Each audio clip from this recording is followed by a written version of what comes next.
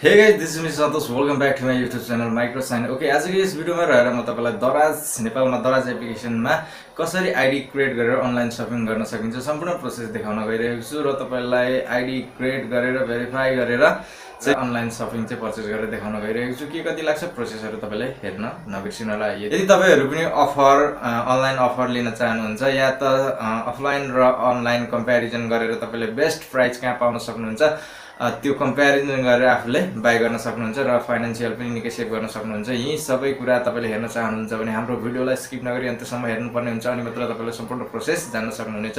यो भिडियो हेरिसकेपछि तपाईले कुनै पनि अन्य प्रकारको भिडियोहरु हेर्नको लागि जरुरी पर्ने छैन है त। ओके, हस्त साथीहरु, ढिला नगरी भिडियोलाई सुरु गर्न चाहन्छु।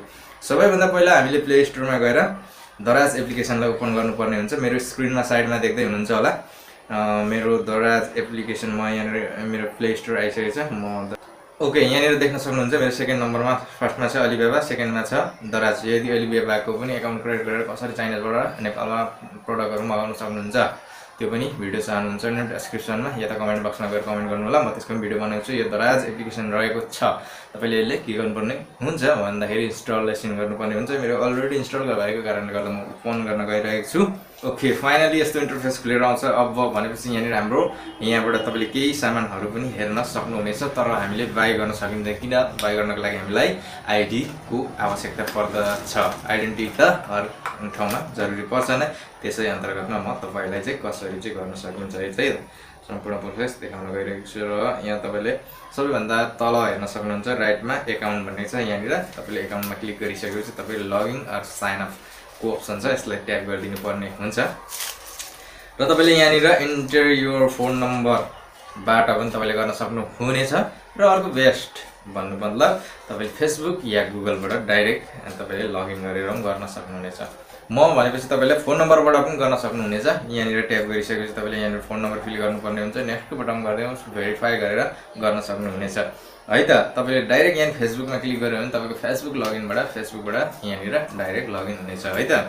ओके, अहिलेको केसमा म तपाईलाई गुगलबाट देखाउन गइरहेको छु र गुगलमा ट्याप गरिदिने र यस्तो इन्टरफेस खुलेर आउँछ। तपाईले यहाँनिर policy agreement I agree Daraz term and condition and for my personal data to be process एकाउन्ट टु दराज पोलिसी भनेको छ। ओके, यसलाई एक्सेप्ट गरिदिनु पर्ने हुन्छ र ट्याप गरिसकेपछि तपाईले फेरि यहाँनिर यस्तो प्रकारको इन्टरफेस खुलेर आउँछ। तपाईको एउटा मात्र जिमेल आईडी भयो, डाइरेक्टली तपाईले लगइन गर्न सक्नुहुन्छ। मेरो 5 वटा जिमेल आईडी भएको कारणले गर्दा मेरो यहाँ अप्सन आएको छ, म यहाँबाट कुनै पनि लगइन गर्न सक्ने छु।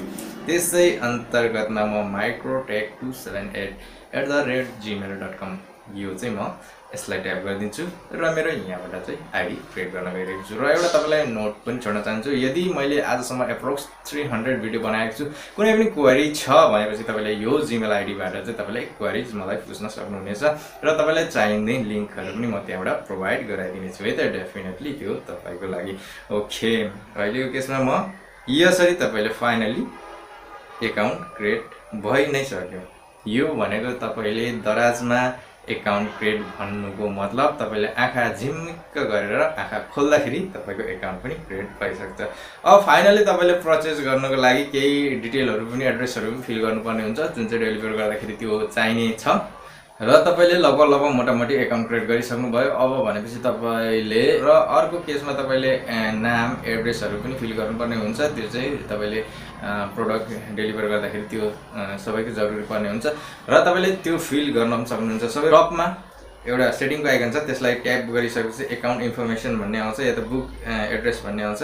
एकाउन्ट इन्फर्मेसन मा गए म यहाँनिर हेर्न सक्नुहुन्छ मैले केही पनि सेट एड्रेस गरेको छैन, मूल नम्बर पनि राखेको छैन। यहाँनिर जिमेल आईडी मात्र राखेको छ, चेन्ज पनि यहाँबाट गर्न सक्नुहुन्छ। फुल नेम इमेललाई पनि म चेन्ज गर्न चाहन्छु। सरी, यहाँनिर बुक एड्रेस बुक भनेर छ, एडमा टपमा एडमा जाने र त्यसपछि यहाँनिर फुल नेम राखिदिने है त। यहाँनिर तपाईले फुल नेम राखिदिने र मोबाइल नम्बर राखिदिने र एरिया तपाईले एरिया कहाँको तपाईको एरिया कुन छ त्यो राखिदिने र यहाँनिर एड्रेस राखिदिने, घर नम्बर बिल्डिङ नम्बर यिनीहरु कुरा ल्यान्डमार्कहरु चुज गर्ने।